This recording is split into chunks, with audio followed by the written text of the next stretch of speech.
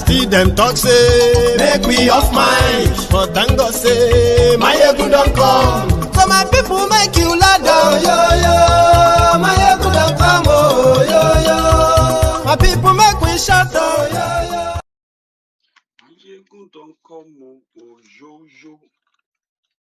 Today, when the ESN said that they are not going to send any terrorist caught with guns perpetrating criminality in the eastern part of the country, even though many people don't agree. Well, should I say many? Not many. Using the word many people don't agree will make it look like it's actually something that people don't accept. No. Those who disagree with the position of the ESN, they themselves are not providing alternative. They can't tell the people to go and report to the police. They can't tell the people to go and report to the military. So they just don't, they wish somebody else is in charge of the ESN, not the person they thought was doing it for his selfish interest, when in fact he was doing it for the generality of everyone in Biafra land. So today we spoke about the ESN, why they said they will not be sending any terrorists to the police. They are not going to arrest, put their lives on the line, and then arrest the terrorists only for them to be treated as the criminals whenever they handed the criminals over to the police. So they are not going to do it. And they are very, very blunt about it. And so far, so good, except whatever they want us to see. They don't share what they do to all the criminals in the forest. Same with us in Yoruba land. I want to tell you tonight, if you're a Yoruba man or a Yoruba woman watching me, you should be proud of who you are. Let's start with that. Whatever Nigeria tries to make us look like, wherever Nigeria, in context as Nigeria is today, wherever Nigeria makes us to feel like as Yoruba people, I want you to feel proud of who you are.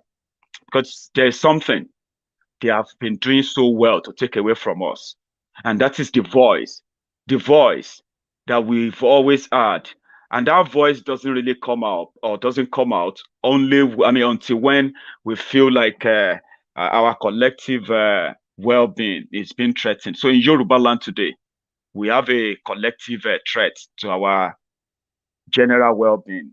It is an existential threat that you can't look away from, no matter from which point or what point you are looking at it from. But as a Yoruba man and a Yoruba woman, yeah, you should be proud of who you are.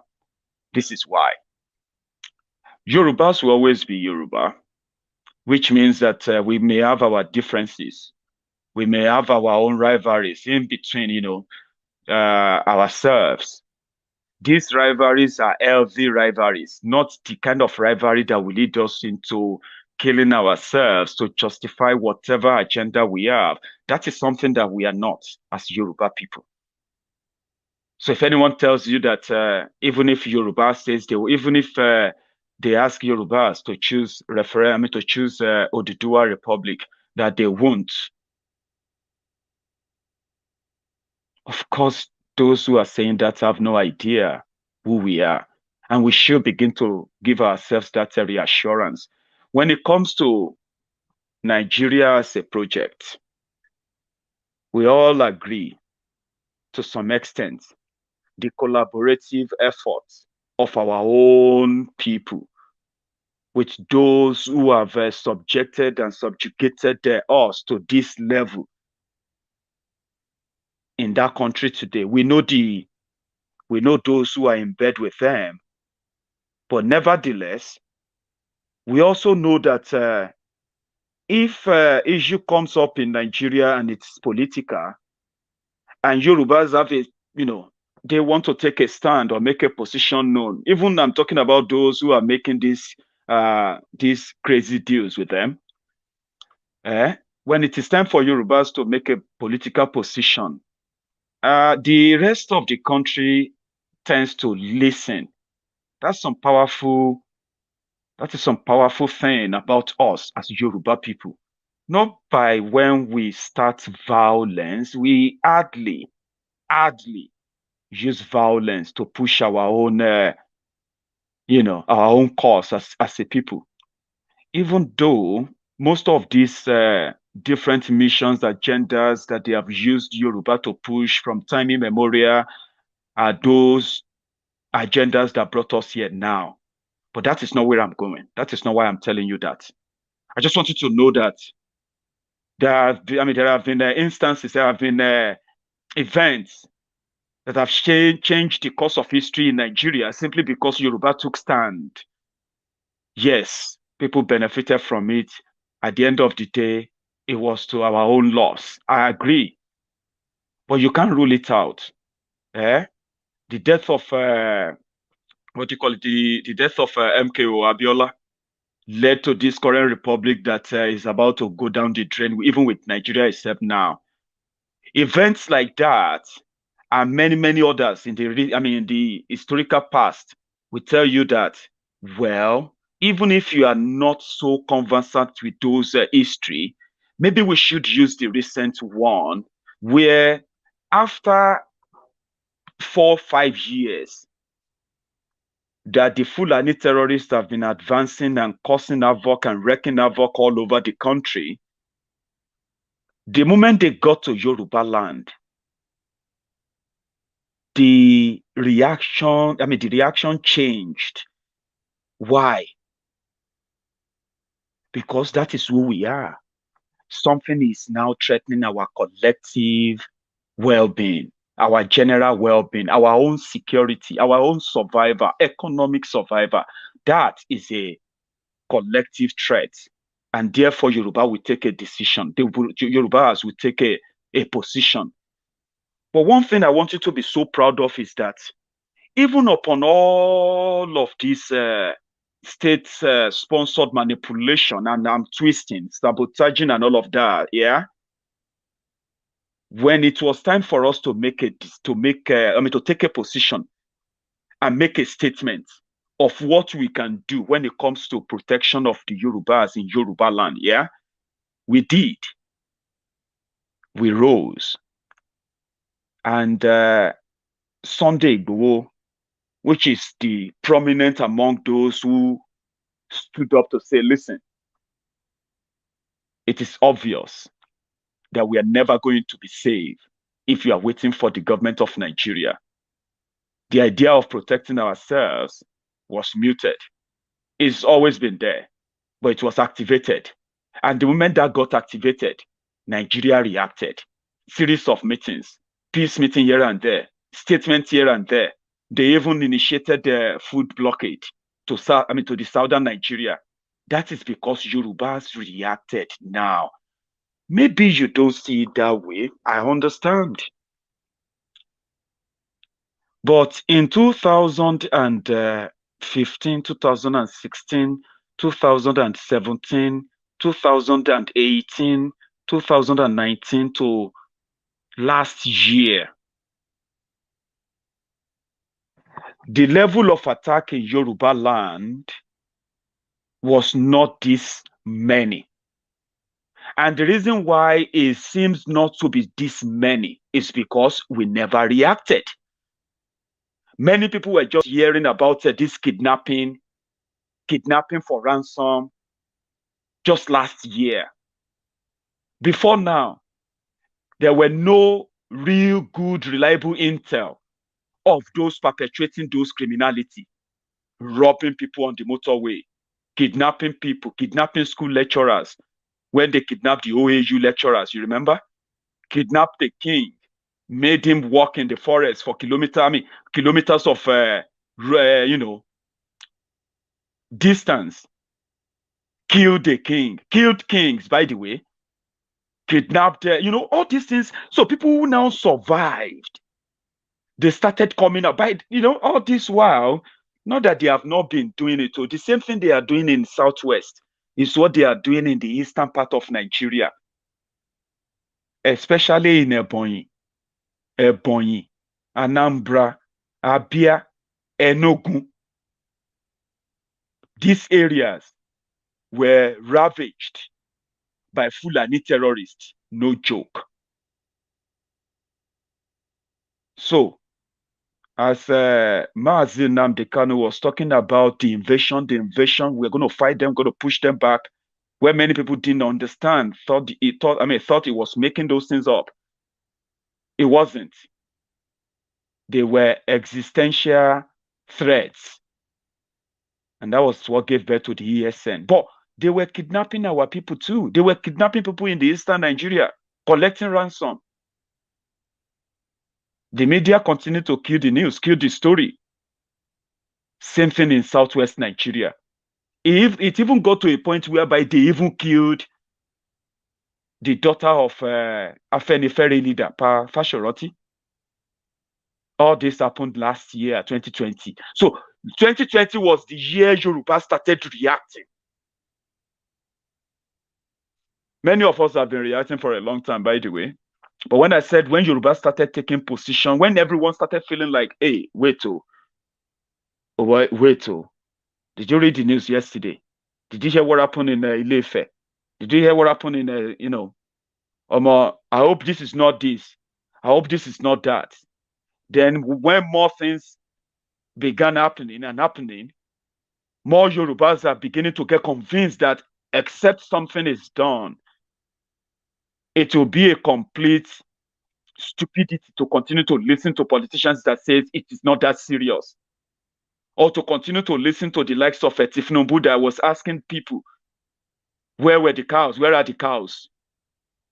So from 2020, the position of Yorubas started taking shape. The Miyegun and the Fulanis and their leaders there, they started panicking. So it was then that they allowed, Amotekun should fly. Oh yeah, go and do Amotekun, but Amotekun will have to be reporting to us. If Amotekun received any intel, they have to pass it on to the police. If Amotekun arrest anybody, they have to pass them to the police, including the Fulani terrorists. Even at that, the story still still sounded to so many people like fiction. Where are they? Which forest? Why can't people go to the forest? So people were waiting to see that if they are going to give us faces to the names of those who are perpetrating this criminality. It was then that Yorubas realized that the police are also in on it. The military, they are in on it. The federal government of Nigeria is also, they are very much in on it. But Yorubas wanted more proof. I am telling you all of this because in the last 1 year, we have proved that everywhere where we had reports of a threat of a Fulani warlord supervising the kidnapping for ransom industry in Yoruba land. Let me tell you something. Kidnap for ransom industry in Nigeria is now a multi-billion dollars industry. Did you know that? If you are kidnapped in Nigeria, they have kidnapped Yorubas who have paid ransoms. OAU lecturers that were kidnapped in 2018 or thereabout, they had to pay the sum of 5 million naira then. So when they kidnap 100 people, the minimum they will take from you is 5 million naira. So if you put 5 million naira into 100 places, that's not 500 million naira.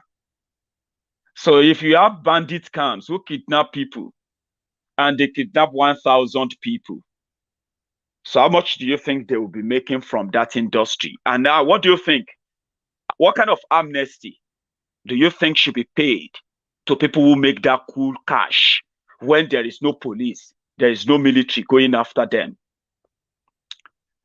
Until January 2021, many Yorubas who have fell victims of Fulani kidnappers along the motorways, the expressways in Yoruba land, those who got kidnapped from their own farms, and those who have been freed from their kidnappers. They ended up coming out from a region in Yoruba land, a part of Yoruba land called Ibarapa, Okeogun, Ayete. These are the areas where they have a forest, a very large one, that cut across more than 4 local government areas. This forest is where most people who got kidnapped along Ibadan, Old Ife Road, Ibadan, Iwo Road, all those areas, when you are going to Oshogbo, or you are going to Ogbomoso and all of those places where people have been killed. They even killed one prominent trado medicine doctor, Okoloyun. So people who have been victims, they have been coming out of a town called Igangan. Apart from that, the next to Igangan is the forest occupied by those people in the community called the Bororos. The Bororos are the Fulanis. The Fulanis that the government of Nigeria classified them as foreign bandits. Okay? So people get kidnapped. They paid ransoms. So until Sunday Igboho and so many other prominent young Yorubas moved to Igangan, and they saw that these guys have their own territory, a completely unguided, ungoverned territory where they make their own laws and they are their own emirs there, like for real. So their Seriki will act as the middleman between the families of the victims who are kidnapped, their family members who are bringing in the ransoms, and the kidnappers, the AK-47 wielding criminals living in the forest. So Seriki's palace is where you will have to contact and pay the ransom so that they can release your family member. So people who have escaped, who have paid that ransom in the past, escaped into communities like Igangan, and then Ayete and all those areas. Those who have escaped, Kajola, escaped from them, they said their killers, the people who kidnapped them, are in that forest, that place over there. And the place they are pointing to are the same place those who are from those communities called the Bororo village. Do you get that now? So until Sunday Igboho went there, we didn't know it was that deep. But it was then we also heard about Iskilu Wakili. Iskilu Wakili, a very old man, who is also emir to these guys in that forest, unguided, ungoverned territory in Yoruba land. I told you earlier today about larger percentage of northern part of Nigeria that is completely under the control and the command of the different terrorist group in northern Nigeria, because Nigeria has no capacity to provide security or government in those areas. They are now being controlled by terrorists who walk in through the border. They control everywhere there. The government of Nigeria has ceded those places to them. You will never find police there. You will never find military there. You will never find anything that has to do with government there. They are part of Nigeria, so to say, as northern Nigeria, but they have nothing to do with those places because the terrorists control those places. That is what we have in Yoruba land. Until January this year, we didn't know. We have been hearing that, okay, maybe because they are always mobile, they move from one place to the other, so you will never find them. That's the reason why you can't register them. You can't easily know or identify any Fulani herdsman in that taxis because they move from one place. No, they are not moving from one place to another. They are not. They have already established themselves in those forests where the government can't even say we gave them the place. Nobody gave it to them. They are already there. They have their emir. They have their seriki. Same way you have Seriki Fulani in Lagos State that is meeting the the embassy staff, the American embassy in Nigeria, the staff of American embassy in Nigeria, meeting them to discuss traditional issues in Yoruba land. Yes, they are already there. There is a Seriki Fulani in Shasha, Seriki Fulani in Ibadan, Seriki Fulani in Abeokuta, Seriki Fulani in everywhere. Now, not just in your cities, you have Seriki Fulani in the forest too. The Seriki Fulani in the city, I don't know what they stand for. They said they are promoting unity and culture and all of that. However, the Seriki Fulani in the forest, they are the ringleaders for the kidnappers and the terrorists, intimidating and harassing and arresting, and kidnapping people for money in Yoruba land. You will do a lot to convince me otherwise. Yes, you do a lot. Until then, we didn't know. But there's something I want to bring out of all of that. I don't need to sit down here to tell you, oh, we're gonna boom to all these people, or this is how we're gonna. No.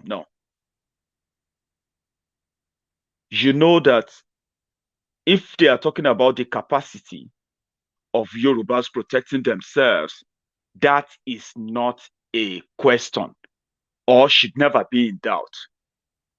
You know why? When we move to make it, to change something that is solely against our interest, when we move, somehow we don't get stopped. We have the capacity to, but yes, we also have the saboteurs who have history of managing, they call it managing the situation. But it is different now, because even the president of Nigeria, your president or President Buhari, agree that there shouldn't be any room at all to negotiate with terrorists. And I agree with him. I do. There shouldn't be, but I know he didn't really mean that. Or whoever told him to say that, they didn't really mean that. You know it. He said, if you are found with AK-47, they should shoot you. But you and I know that ESN, who have AK-47 right now, or better rifles than AK-47 too, they are being shot at right now by the Nigerian army, while the real terrorist, the Sheikh Gumi, let's use this. So Buhari agrees that ESN should shoot any terrorist they see with AK-47, which is great. Buhari also agreed that OPC and we Yorubas should never negotiate with terrorists. I agree with him. So I'm going to come back to what is your own disagreement with people standing up to protect themselves, as we have seen so far, yeah? If Buhari anybody with agrees. AK-47 should be shot, because AK-47 is supposed to be registered and is only given to security officials.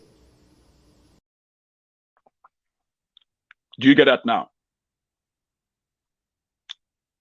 But you know that their AK-47 is not just in the hand of the government officials, it's in the hand of the terrorists, which we have seen thousands of them in videos. We have seen them in videos. I would expect the Nigerian army right now to have picked up a Sheikh Gumi. Yes, pick him up. Now lead us to those camps where you have been meeting those terrorists. The president has ordered us that anyone seen with AK-47 should be shot. Shouldn't they? Igboho agrees, and I do. Orúkọ mi ni Sunday Adéyẹmọ tí gbogbo yẹn mọ̀ sí Sunday Igboho. Lórí ọ̀rọ̀ release tí President Muhammadu Buhari release lórí ọ̀rọ̀ àwọn tó ń lo AK-47 náà fi ń dààmú lù káàkiri tí gbogbo ayé dẹ̀ rí. So inú wa dùn sí release yẹn gidigidi gan. ẹ rí i pé Yorùbá ní tẹ̀gùn bá débi hùn ó fẹ́ yọ nìyẹn tí ẹ bá ṣe pé gbogbo ariwo tí à ń pa tí wàhálà tá à ń fà kì í ṣe pé àwọn Fúlàní herdsmen yìí àwọn bandits yìí wọ́n sì ń lo AK láti fi da mọ̀lú láti kidnap yẹn láti ṣe gbogbo nǹkan oríṣi tó ń ṣe but kásá dúpẹ́ fọlọ́run pé ariwo tá à ń pa ó ṣiṣẹ́ níbi tí mo wá ń lọ gẹ́gẹ́ ni pé gbogbo ẹ̀yin ọlọ́pàá SS sójà civil defence tí ìjọba Buhari fún ní agbára pé tẹ́ bá ti rí AK lọ́wọ́ àwọn tí wọ́n fi ń da mọ̀lú kẹ́ máa pa wọ́n inú wa dùn sí o ṣùgbọ́n mo fẹ́ kẹ́ mọ̀ ní pé Ṣéhù Gúnmi ó ti fi ibi tí wọ́n wà ó ti fi hàn yín President Buhari ọ̀dẹ̀ sọ pé kí ẹ fi ẹlẹ́yàmẹ̀yà ṣe o kò sọ pé kẹ́ kọrí sílẹ̀ Yorùbá àti ilẹ̀ Ìgbò nìkan kẹ́ mọ́ lọ pa yẹn o kìí ṣe nǹkan tẹ́ máa wá rí double barrel tàbí single barrel lọ́wọ́ àwọn fámìlì mi nílẹ̀ Yorùbá ń bí lọ́wọ́ àwọn bàbá mi tó ń lo oko àwọn brọ́dà wa tó ń fi ń sọ security wọ́n fi ń sọ́ra wọn tẹ́ máa wá lọ yìnbọn pa wọ́n tẹ́ máa gbé K47 síwájú tẹ́ pé ẹ bá ike lọ́wọ́ wọn ẹ mọ́ dẹ́rùn nǹkan báyẹn wò abẹ́ yín ọlọ́pàá àtẹ́sẹ̀ àti sójà Nàìjíríà ẹ mọ́ dẹ́rùn nǹkan báyẹn wò iṣẹ́ tí wọ́n rán yín yẹn ni kẹ́ ẹ jẹ́ Gúnmi ti sọ bí tí àwọn tí ń gbé èké tí ń gbé ìbọn ńláńlá tí wọ́n fi ń pààyàn tó ń kidnap èèyàn ó ti fi bẹ̀ hàn yín o ibẹ̀ la fẹ́ kẹ́ kọjú sí kẹ́dẹ̀ lọ́bẹ̀ kẹ́ lọ sí ohun tó ń rán yín ẹ mọ́ wá sí ọ̀dọ̀ àwọn fámìlì wa ńlẹ̀ Yorùbá ń bí kẹ́ wá rí bárẹ̀ lọ́wọ́ wọn kẹ́ yìnbọn pa wọ́n kẹ́ gbé èké síwájú wọn kẹ́ lẹ́ẹ̀rẹ́kẹ́ lọ́wọ́ ẹ bá dẹ́rùn kan ibẹ̀ yẹn wò yóò yí lọ́wọ́ o ẹ mọ́ dán yẹn wò mo bẹ̀ yín mo rọ̀ yín ní o mo ń jẹ́ iṣẹ́ yìí lórúkọ gbogbo ọmọ Yorùbá lápapọ̀ káàkiri gbogbo tí Yorùbá wà mo ti ń jíṣẹ́ fún yẹn ọlọ́pàá o. Sorry if you don't understand Yoruba. I will try my best to interpret now. It is a very straightforward message. Sunday Igboho was reacting to the message that Buhari said if they see you with AK-47, that they should shoot you, shoot aside. So Sunday Igboho is now calling on the Nigerian police, Nigerian army, the Nigerian DSS, that they should not misbehave. Don't misbehave, and because Buhari said you should go and shoot anybody with AK-47. If you are looking for people with AK-47 and their cows, call on Sheikh Gumi now to take you to their place. If you say because Buhari said you should shoot anybody with AK-47, and you move down to Yoruba land or you move down to Igbo land,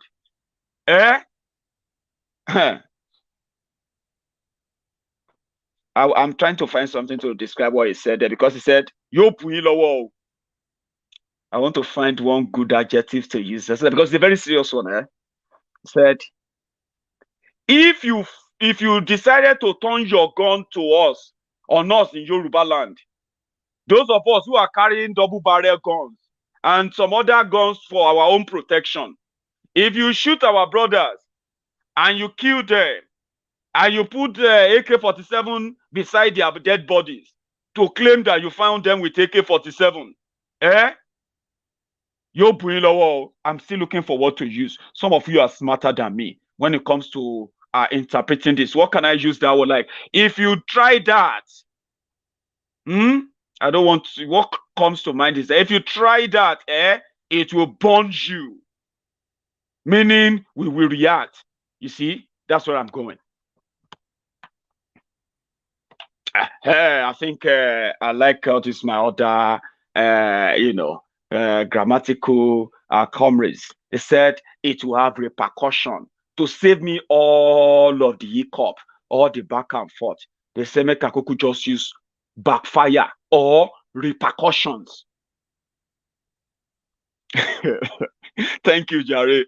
I know you can always come to my aid. Dapo, thank you. In a layman language, it means it will backfire.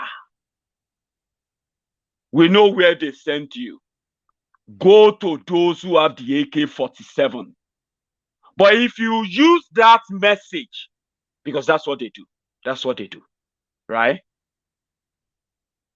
The people of Oja Odon in Yewa area of Ogun State, many of them are now refugees in Benin Republic. before they became refugees, they first, when they got attacked, they fought back. They pushed all those Fulani terrorists back. Yeah? The second time they came, the people pushed them back on their own. No police, no nothing. The third time they came, they brought in the soldiers. And they started pointing people's houses, pointing at people's houses, those who stood their ground and resisted the Fulani terrorists in Ojaldon. Do you know what happened thereafter? The soldiers started picking people up and they started beating them, old people, aged people, farmers, women, men. They started beating them up. And they told them never in their life should they resist Fulani grazers grazing on their farms in Yoruba land. These people were not refugees then. No. They were fighting back using their own local technique to fight back.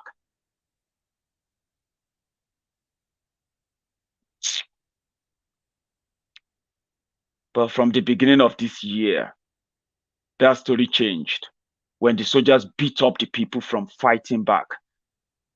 They couldn't fight back anymore. The soldiers told them that for you going public to tell the public that we beat you up for resisting Fulani herdsmen, we want you to go back to that public and tell them that we didn't beat you, that you were lying. And if you fail to go out there and tell them that we didn't beat you, the next time the Fulani terrorists come after you, if you call on us, we will never respond. And that is exactly what happened. Few weeks after that, the people of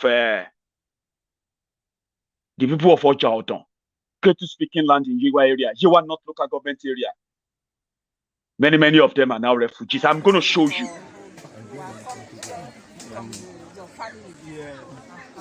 Due to that crisis, Fulani crisis that was occurred at our country, that's the reason why we migrated to this place. We are forcefully migrated to this place due to that. By force. By force. It's not by willingness.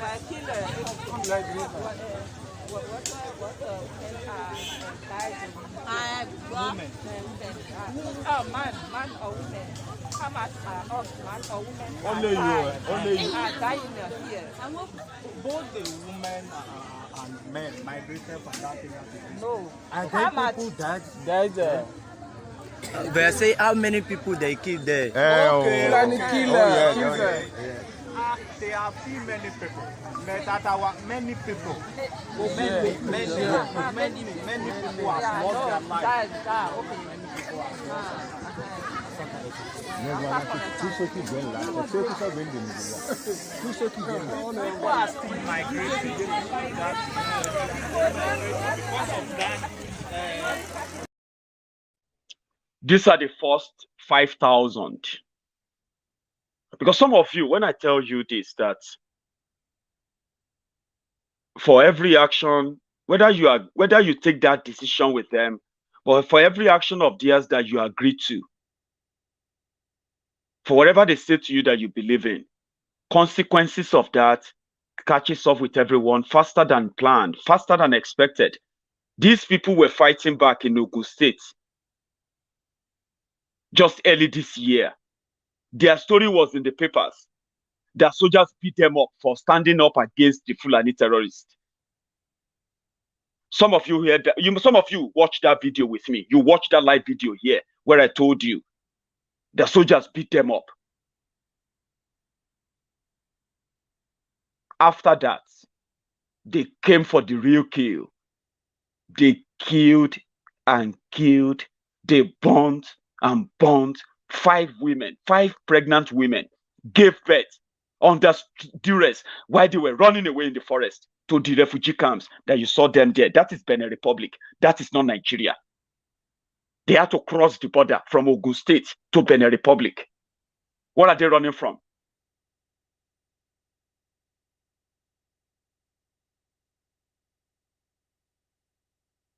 This 5,000, this video is about 4 days or 5 days old. So this is not a video of today. And in that video, in that statement, they said more people are still coming. That's what they said. More people are still coming. That video has been in public for the past 4 or 5 days. I am yet to see any updated video where Ogun State government or Nigerian government in the midst of those people in Benin Republic, because that is what Nigeria does to you. You are on your own. But as Yoruba people, we can stop the displacement of our people. We have the capacity to. We do. We got the Seriki Gongon. Nobody was affected. We got Iskil Wakilu. Nobody died. What is that fear that they think still holds on us? What is that fear exactly? Like, the only thing that is probably pushing back or holding everybody down now is that we just want to see when the Nigerian military will move their trucks and their soldiers, hunting down our brothers and our sisters, everyone who is now standing up to stop the Fulani terrorists from sending our people to refugee camps. Think about it. Thank you so much, Koye, as my mother from Dublin. Thank you. So I am not in doubt of what we are capable of doing. I am pretty much enthusiastic as many of you, optimistic as many of you. See them talk say, make we off mind. But thank God say, Maiyegun don't come. So my people make you ladder. Oh, yo, yo, Maiyegun don't come. Oh, yo, yo. My people make we shout. Oh, yo, yo. Maiyegun don't come. Oh, yo, yo.